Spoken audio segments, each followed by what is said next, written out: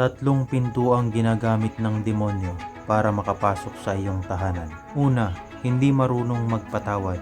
Namumuhay sa sama ng loob at kapaitan.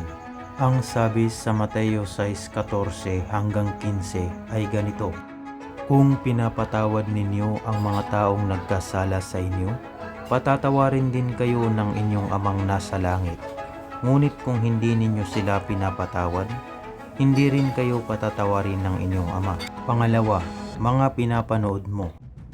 Kung ano ang kinawiwilihan mong panoorin sa cellphone, sa TV, or kahit sa ibang mga babasahin na may halong kahalayan, pagnanasa, patayan at punong-puno ng mga negatibong mensahe laban sa iyong kapwa. Ayon sa Salmo 101:3, ganito ang sinasabi: At hindi ko hahayaan ang kasamaan. Namumuhi ako sa mga ginagawa ng mga taong tumatalikod sa Diyos, at hindi ko gagawin ang kanilang ginagawa.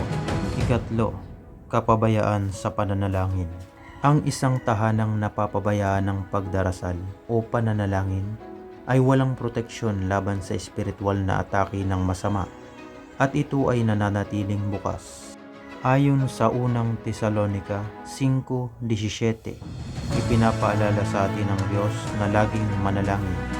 Ngayon, kapatid, kung ang tatlong pintuang ito ay nananatiling bukas sa iyong tahanan, isarado mo na ito ngayon din upang walang makapasok na atake ng kalaban.